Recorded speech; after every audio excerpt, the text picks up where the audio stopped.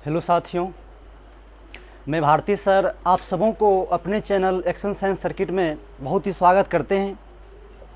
अपना लोग कल जो है लेंस के क्षमता के बारे में पढ़े थे और समतुल्य लेंस की फोकस दूरी और क्षमता क्या होते हैं इसके बारे में डिटेल से चर्चा किए थे। आज इसमें प्रिज्म में हम लॉन्ग क्वेश्चन है एक ठो 5 नंबर में आपको बिहार बोर्ड में पूछेंगे, उसको ध्यान से सब आदमी देखिएगा। तो सबसे पहले सब आदमी ऊपर में लिख लीजिए लॉन्ग क्वेश्चन।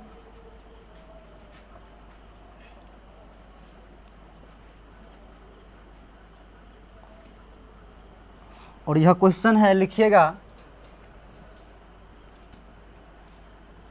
प्रिज्म में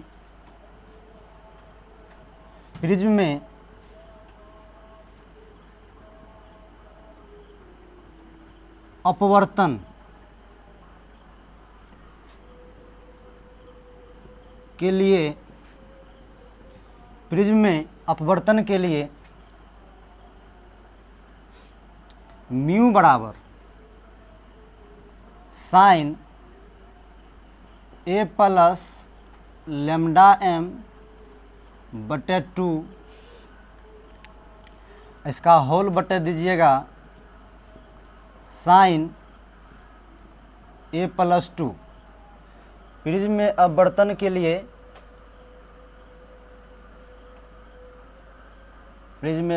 लिए यहाँ एक लाइन और जोड़ लीजिएगा। तो प्रिज्म में अपवर्तन के लिए सिद्ध करें कि, लिखिएगा प्रिज्म में अपवर्तन के लिए सिद्ध करें कि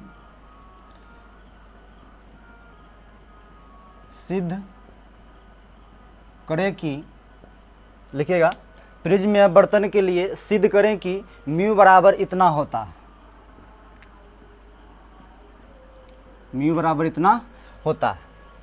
लिखिए सब आदमी, प्रिज्म में अपवर्तन के लिए सिद्ध करें कि म्यू बराबर साइन ए प्लस डेल्टा एम बटे 2 होल बटे साइन ए बटे 2 होता है। लिखिए सब।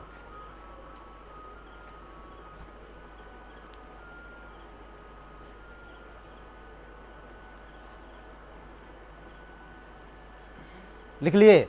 इसी का या करके एक क्वेश्चन और लिखिएगा, इसी में या कर लिख लीजिए। लिखिए पतले प्रिज्म, लिखिएगा पतले प्रिज्म में विचलन के लिए सिद्ध करें कि डेल्टा बराबर ए म्यू माइनस 1, डेल्टा बराबर ए म्यू माइनस 1 होता है। डेल्टा बराबर ए इंटू म्यू माइनस 1 होता है। चलिए आप कोई प्रॉब्लम सब बंद कर दीजिए, आप ध्यान से समझिए थोड़ा सा। आप ही बताइए, इस सवाल देख के ही आपको लगता होगा जोड़ी भारी होने वाला, और सच में है भी, समझ रहे हैं ना। देख लीजिए फार्मूला कैसे लाएंगे अपना लोग। ये विद्यार्थी समझिए जो 100 में से 99 इसको नहीं बना पाता है, अगर पूछ दिया तो आप लोग छोड़िएगा भी नहीं इसको, समझ रहे हैं ना। क्योंकि बहुत ही अच्छा क्वेश्चन हम समझाए थे, कोई जोर नहीं पड़ेगा। इसके लिए बेसिक हम आपको कल बताए थे, जो प्रिज्म में मान के हम लंब कैसे खींचते हैं सबको बताए थे। अब थोड़ा सा पहले सवाल जो इसको पहले समझ लेते हैं। आप ही बताइए बाबू म्यू क्या है? अपवर्तनांक है, सबको पता है। साइन तो सब आदमी जानते ही होंगे। ए बताइए क्या है? प्रिज्म का कोण है, कल ही बताए थे।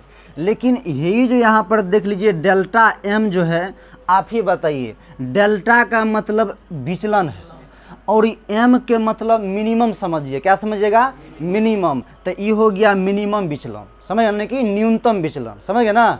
ये क्या है? न्यूनतम विचलन। अब न्यूनतम विचलन प्रिज्म में कब होता है, हम फिगर बनाते हैं, साथ साथ समझ के चलेंगे, समझ गए ना। ध्यान समझ, इसको मिटा दें। चल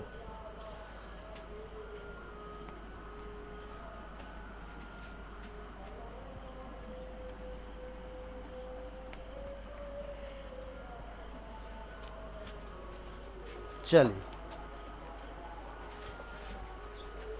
सबसे पहले बड़ा सा एक ठो प्रिज्म बनाइएगा, बड़ा सा। चलिए हम बनाते हैं।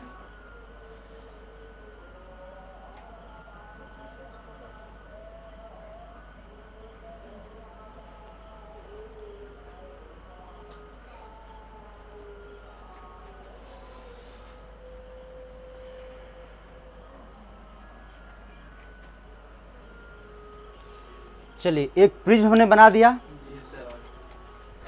ये कांच है, इधर भी वायु है, इधर भी वायु है, इतना बात समझते हैं। ये कांच है तो इसका कुछ ना कुछ अपवर्तनांक होगा, तो इसका अपवर्तनांक हम म्यू मान लेते हैं, कोई दिक्कत।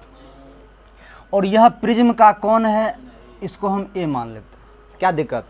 और यह प्रिज्म का आधार है बाबू। चलिए आपको बताए थे प्रिज्म में जो भी किरण होता है आधार की ओर मुड़ जाता है। आप ध्यान दीजिए, हम क्या करते हैं, एक किरण चलाते हैं,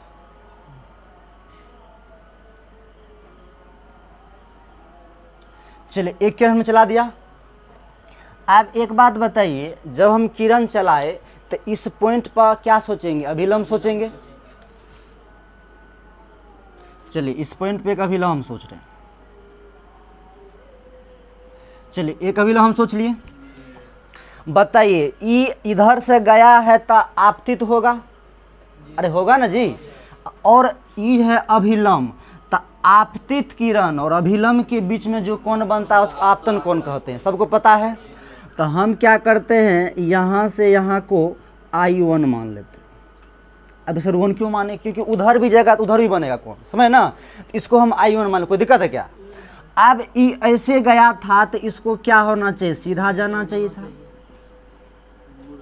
इसमें कोई दिक्कत नहीं होगी।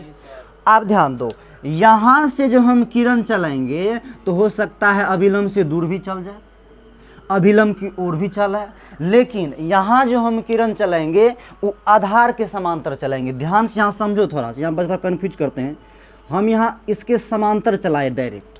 अब आपके मन में आएगा सर डायरेक्ट आप क्यों चलाए, इधर क्यों न मोड़े, उधर क्यों न मोड़े। तो अभी बाबू आपके बात बताए थे, जे है क्या है, डेल्टा, ये विचलन है। और यहाँ पर जो m देते हैं तो इसको क्या बोलते हैं, मिनिमम विचलन। तो आप बात को ध्यान समझो, मिनिमम विचलन तभी उत्पन्न होगा प्रिज्म में जब हम आधार के समांतर इस किरण को चलाएंगे।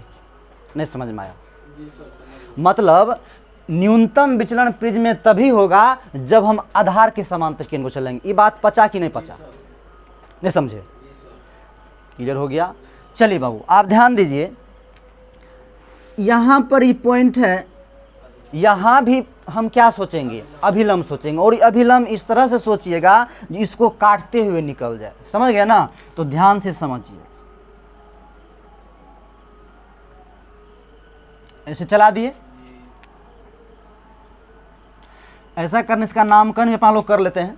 जैसे मान गया है तो इसको बी मान लीजिए, ठीक ना। इसको जो है आप सी मान लीजिएगा, ये तो है, ये है। ई पॉइंट को आप क्या कीजिएगा, ई मान लीजिएगा। यही पॉइंट जो इसको आप डी मान लीजिएगा। लाइन समझ रहे हैं कि नहीं जी। आप एक बात बताइए, इस पर अभिलंब सोच लिए अपना लोग, तो ई किरण को क्या होना चाहिए, सीधा जाना चाहिए। लेकिन क्या सीधा जाएगा, पकड़ के मोड़ देगा आधार की ओर। तो इधर यहाँ से क्या करेंगे, ऐसे करके मोड़ दें। यहाँ तक बतिया पचा कि नहीं पचा, क्लियर है। आप देख बाबू, ई I1 हो गया। अब देखिए इधर जो किरण प्रवेश किया है तो उन्हें फिर निकला है, बात समझ रहे हैं ना। तो ध्यान दो, ई जो होगा बाबू यहाँ से यहाँ I2 होगा, क्या होगा, ई I2। थोड़ा अच्छा से लिख लें,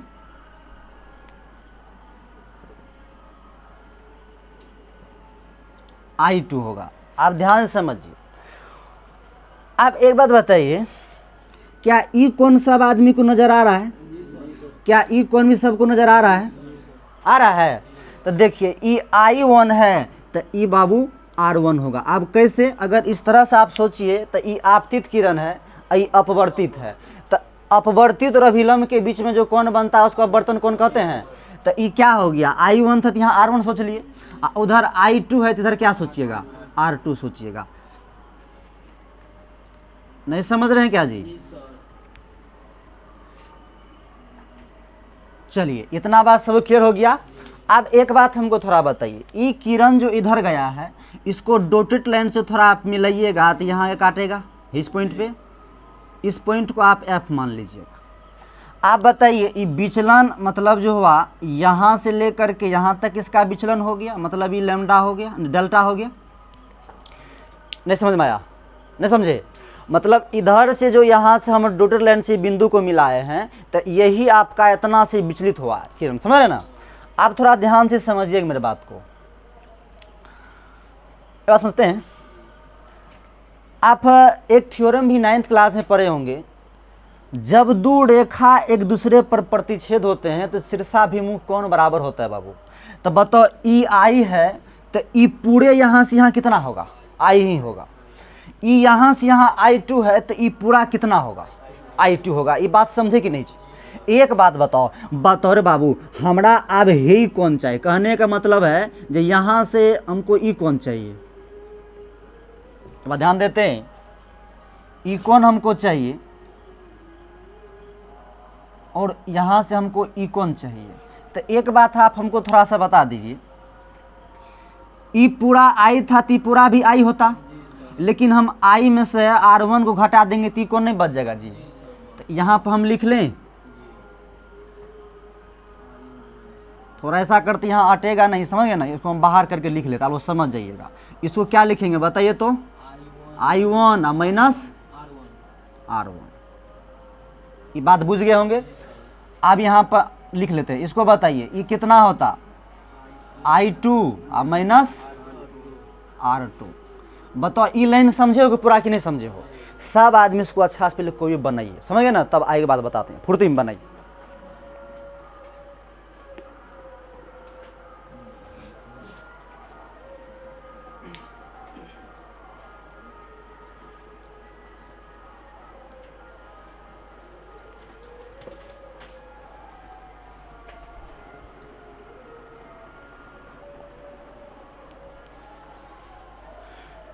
चलिए सब आदमी लिख लीजिए इसको, फिर एक बार हम समझाते हैं, सब ध्यान से समझ।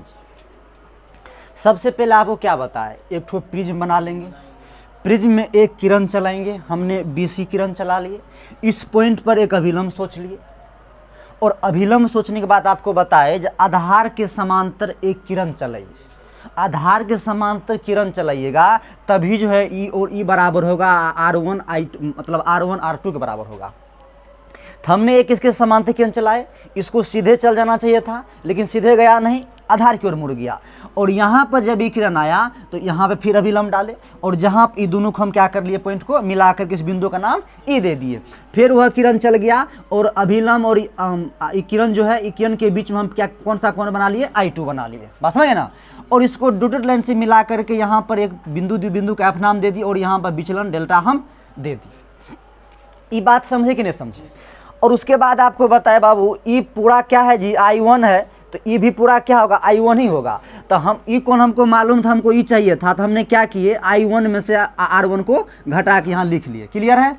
उसी प्रकार ई I2 है तो ई पूरा क्या होता, I2 होता, तो हमने क्या किया, I2 में से R2 को घटा कर ई को मालूम कर लिया। ई लाइन समझे कि नहीं? ये बात पच गए हैं? चलो आप मेरे बात को ध्यान से सुनना। आप एक बात तुम बाबू थोड़ा ध्यान से बताओ हमको, देखिए आप, हम थोड़ा लिखें यहाँ पर, त्रिभुज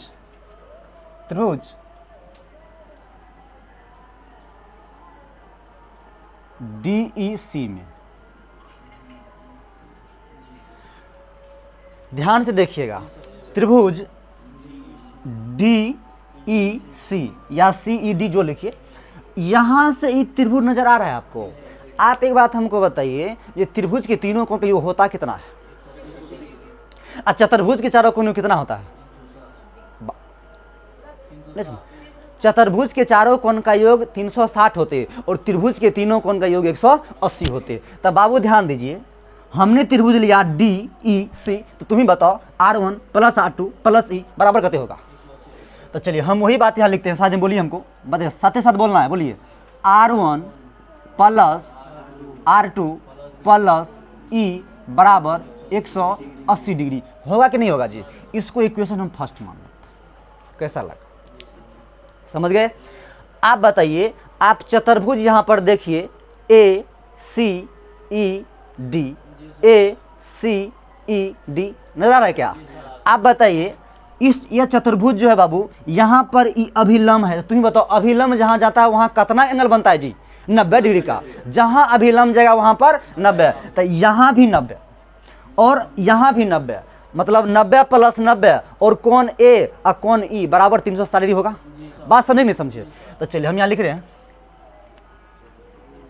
चतुर्भुज बताइए ACED में। कोई दिक्कत है क्या? देखो हम स्टेप बाय स्टेप चल रहे हैं, थोड़ा दिक्कत हम नहीं होने देंगे, लगभग सब बच्चा को बन जाना चाहिए। चलिए तो ACED हम लिख लिए, तो तुम ही बताओ बाबू, कोण A प्लस यहाँ पाएंगे तो कितना होगा जी 90 डिग्री, फिर प्लस ये कितना होगा जी E, फिर प्लस 90 डिग्री बराबर कितना होगा जी 360 डिग्री। ई लाइन समझे कि नहीं समझे? बताओ 90 90 180, तो हम यहाँ लिखें A प्लस ई बराबर कोई बात नहीं 360 डिग्री माइनस 180। ये बात समझे नहीं समझे? हम फिर करें A प्लस ई बराबर 360 में से कितना बचेगा 100।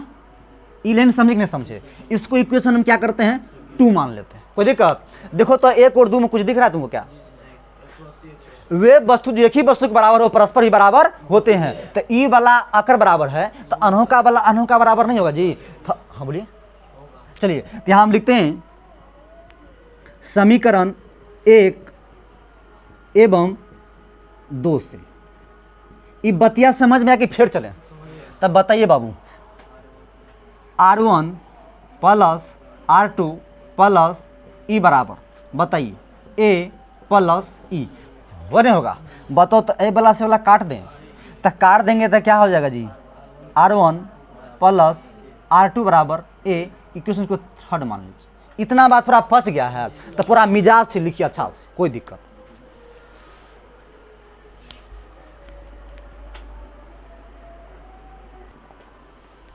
चलिए इतना बात सबको पचा कि नहीं पचा? हम फिर से बार बोल देते हैं। तुम ही लोग बताओ त्रिभुज के तीनों कोणों कितना होता है और चतुर्भुज के चारों कोणों कितना होता है?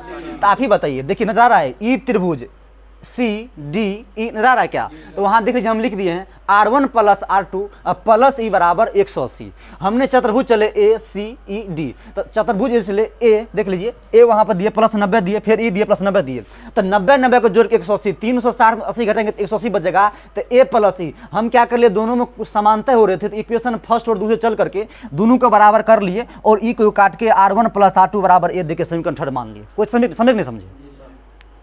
आपको पहले बताए थे, एक बात बताया था आपको बहिष्कोण पर में, पता है सब आदमी को बताए थे। तो एक बात हमको थोड़ा ध्यान दीजिए, बहिष्कोण में यह हुआ करता था जे मतलब बाहर का जो कोण होता था अंदर के समूह कोण के योग के बराबर होता है। ये बात बताने बताए थे, तो आप ही थोड़ा बता लीजिए। एक बार हम लिखे यहाँ पहले सब आदमी फिगर में देखिए, त्रिभुज DCF में, त्रिभुज DCF में देख लीजिए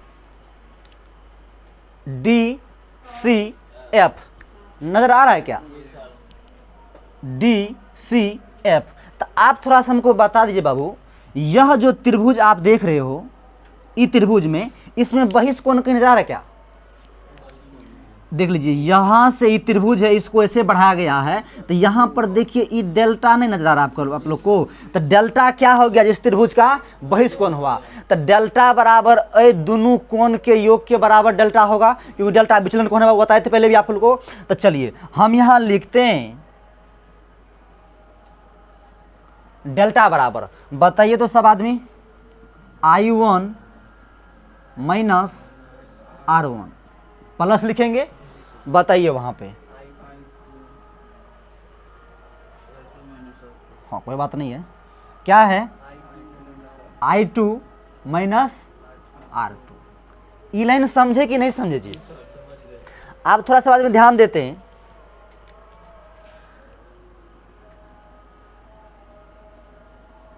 ऐसा करते हैं, यहां पर I1 है यहां पर I2 है, दोनों को एक जगह कर लीजिए। तब बताइए थोड़ा सा हमको I1 प्लस I2।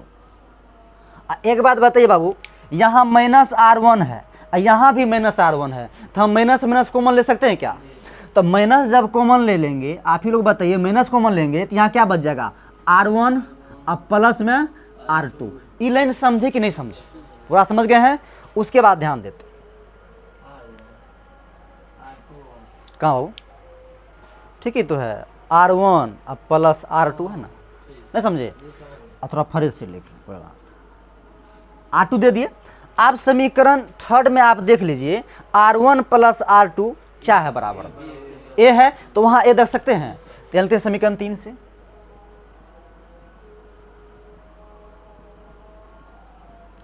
तो बताइए आप लोग डेल्टा बराबर क्या होगा बाबू, I1 प्लस I2, अब माइनस में क्या लिखिएगा ए दीजिएगा। ये लेने समझे कि नहीं जी, इसको इक्वेशन 4 मान लीजिए, लिखिए फुर्ती में जल्दी से, पूरा समझ गए होंगे, लिखिए।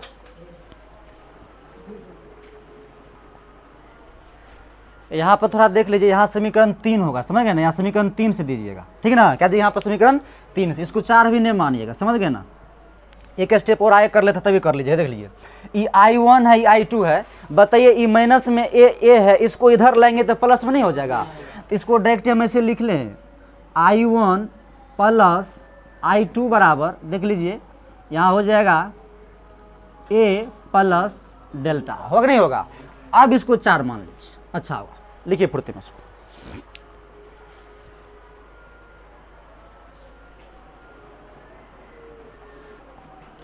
चलिए बाबू इतना समझ गए हैं, चलिए इसको थोड़ा मिटा लेते हैं तब आप आगे चलेंगे। इतना सब समझ गए ना, कहीं दिक्कत है पूछ लो बाबू, इसको पूरा मिटा दें। चल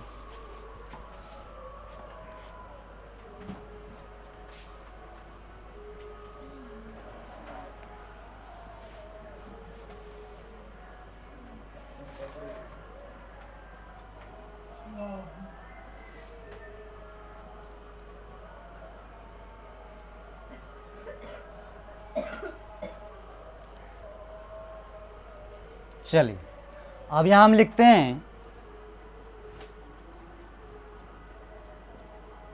न्यूनतम विचलन। तब बताइए न्यूनतम विचलन आपको बताए थे डेल्टा एम के लिए।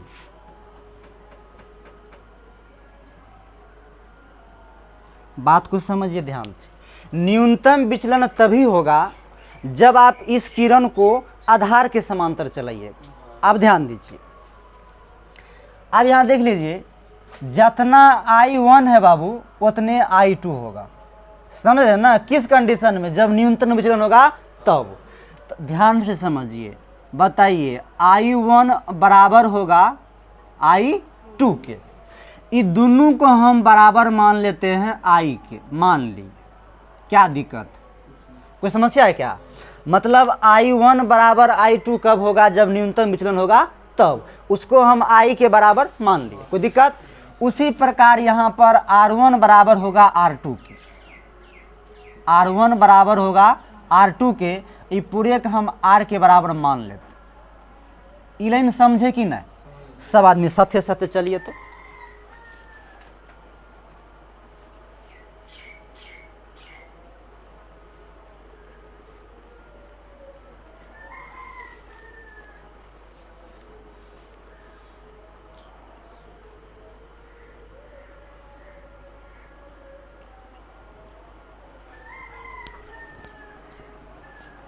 चलिए सब इतना लिख ली बाबू, इसमें कोई दिक्कत नहीं है।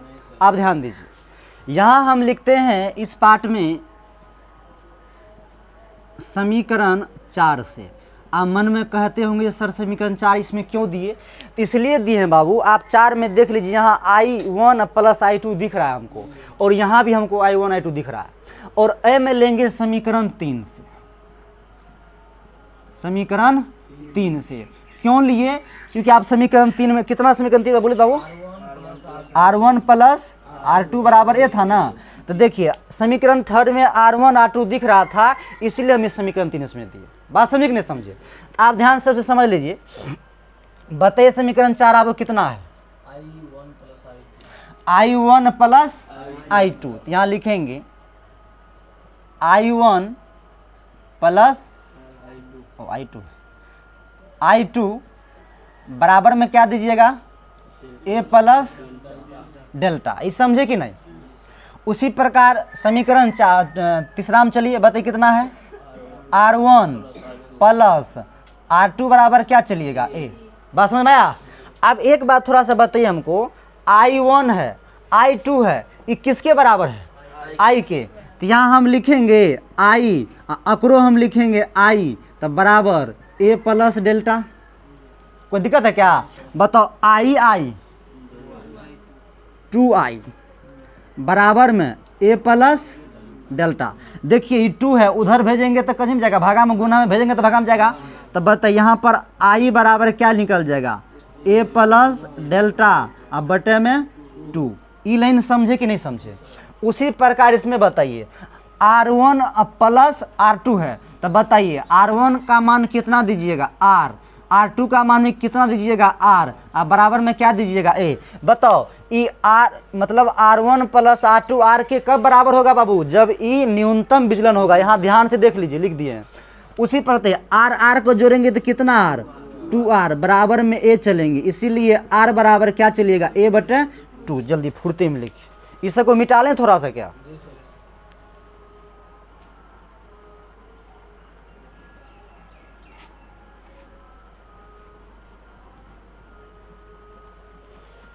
लिखिए फुर्ती में, सवाल में लिखिए तो।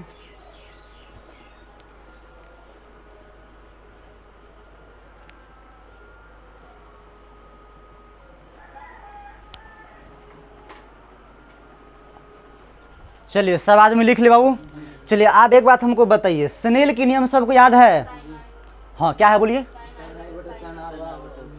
म्यू होता, मतलब साइन आई और साइन आर का अनुपात हमेशा नियतांक होता है।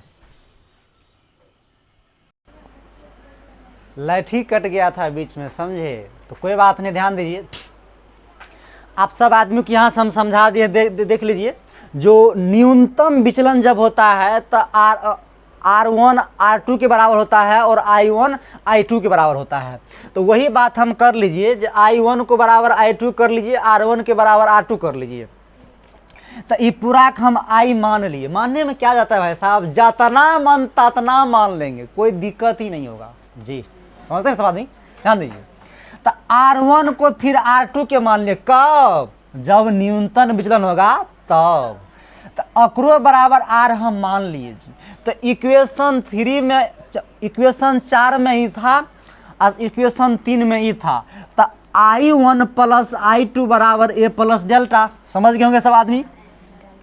ये दोनों को I माने तो I प्लस I बराबर 2I, I का रख कोना भेज दिए, तब बोलिए ए प्लस डेल्टा बराबर 2 हो गया। सेम वही वाला बतिया, R1 R2 दोनों I के बराबर, था R1 R प्लस R बराबर 2R, अब बराबर में ए है, भेज देंगे तो ए बटे 2। ये बात समझे कि नहीं? और सबको स्नेल के नियम पढ़ाए थे। तो नीचा में सब आदमी लिखिए स्नेल के नियम से, लिखिएगा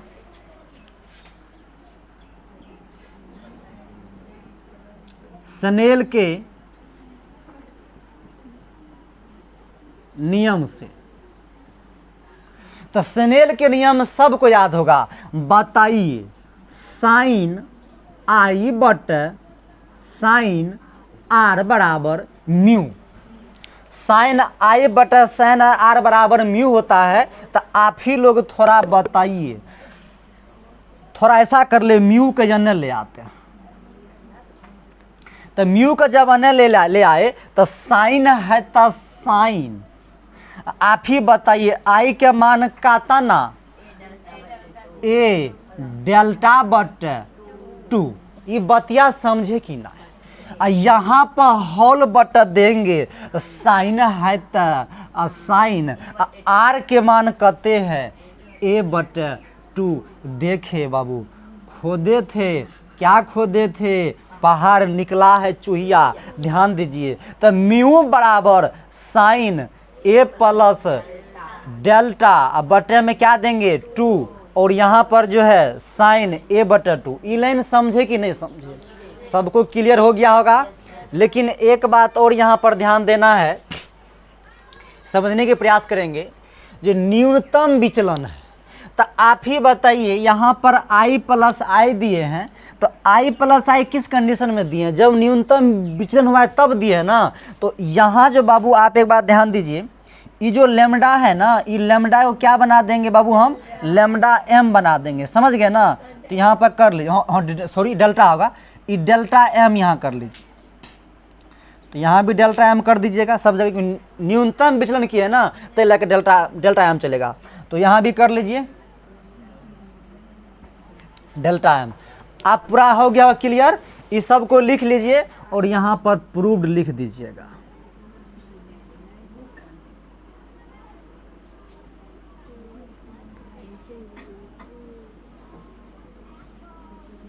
प्रूव्ड, इतना सब आदमी पहले लिखिए फुर्ती में क्षेत्र। चलिए लिख लिए होंगे सब आदमी। चलिए अब ध्यान देते। अब इसको अगर हम पतला प्रिज्म के लिए चलेंगे तब कितना फार्मूला होगा उसको भी देखते। इसको सब आदमी मिटा लेते।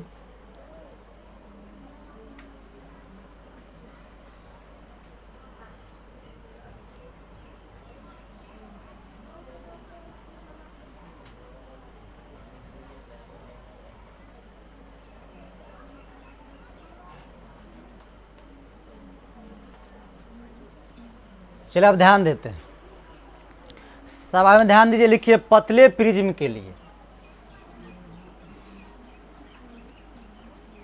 पतले प्रिज्म के लिए। तो देखिए पतला प्रिज्म जब करेंगे तो उस सब का एंगल घट जाएगा। क्या होगा? एंगल घट जाएगा। प्रिज्म को पतला करेंगे तो कोण भी उसका घट जाएगा। तो आप ध्यान दीजिए, हम क्या लिखते हैं यहाँ पर, ध्यान दीजिएगा सब आदमी। ए प्लस डेल्टा बटे 2 कॉमा ए प्लस नहीं ए बटे 2 बहुत कम हो, बहुत कम या होने पर देते हैं, बहुत कम होने पर या कम कर देते हैं, बहुत कम हो। आप ध्यान दीजिए, आपको एक बात हम बताए थे, जो अगर थीटा बहुत कम होता है तो साइन थीटा को थीटा लिखते हैं, समझते होंगे। टेन थीटा को थीटा लिखते हैं। इतना बात सब समझ गए होंगे। तो आप ध्यान दीजिए, तो यहाँ पर यह और यह बहुत कम है, तो वही चीज़ यहाँ पर जो है साइन ए प्लस डेल्टा बटा 2 को हम सिर्फ लिखेंगे ए प्लस डेल्टा बटा 2 और साइन ए बटा 2 को हम ए बटा 2 लिखेंगे। इतना बात समझ में फुर्ती में लिखिए। पहले इसको मिटा लेते हैं।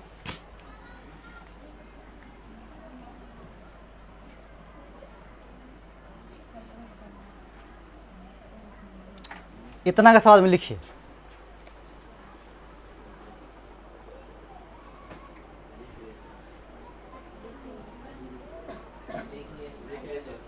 चलिए आप ध्यान देते हैं। आप इसी फार्मूला के यहाँ लाते हैं। देखिए म्यू बराबर, देखिए साइन अतना को क्या लिखे हैं, सिर्फ इतना लिखे हैं, तो उसको यहाँ लिख लीजिए ए प्लस डेल्टा बटे 2 होल। ध्यान दीजिए यहाँ पर साइन ए बटे 2 को क्या लिखे हैं, ए बटे 2, तो यहाँ पर हम ए बटे 2 दे दिए। तो आप ध्यान दीजिए, ये 2 से 2 कट जाएगा, तो 2 से 2 कट जाएगा। ध्यान देते हैं, तो 2 से 2 कट गया। तो अब यहाँ आपको फाइनल बच गए म्यू बराबर ए प्लस डेल्टा, अब बटे में ए चलेगा। समझ गए? अब क्रॉस मल्टीप्लाई कीजिए, क्रॉस मल्टीप्लाई इसको कीजिएगा तो ये हो जाएगा आपको ए प्लस डेल्टा, ये हो जाएगा म्यू ए हो जाएगा। अब ध्यान देते, इसको मिटा लेते हैं।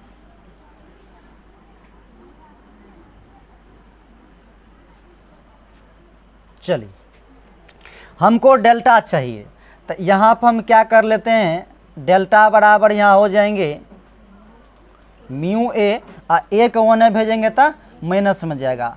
तो इसलिए डेल्टा बराबर हम यहाँ पर ऐसा कर लें, देखिए ए दोनों जगह है तो ए कॉमन लेते हैं, तो म्यू माइनस 1 हो जाएगा। यही पतले प्रिज्म के लिए प्रूव्ड हो गया। बात समझ गए ना? अब कितना बचा? यह कह रहा सर वहाँ पर तो एम दिए थे, यहाँ एम नहीं दिए, तो वो न्यूनतम विचलन के लिए था। यहाँ तो न्यूनतम विचलन नहीं है, यहाँ पतले प्रिज्म के लिए है। बात समझ गए होंगे? तो यही इसका था डेरिवेशन। यहाँ लिख लीजिए सब आदमी प्रूव्ड।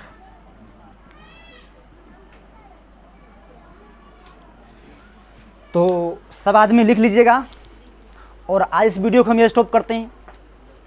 अगला लेक्चर हम अगले दिन लेकर के आएंगे। अगर आपको यह लेक्चर अच्छा लगे, सब साथी के पास थोड़ा शेयर कीजिएगा, और अच्छा लगे तो वीडियो को लाइक और सब्सक्राइब जरूर कीजिएगा। ओके, धन्यवाद।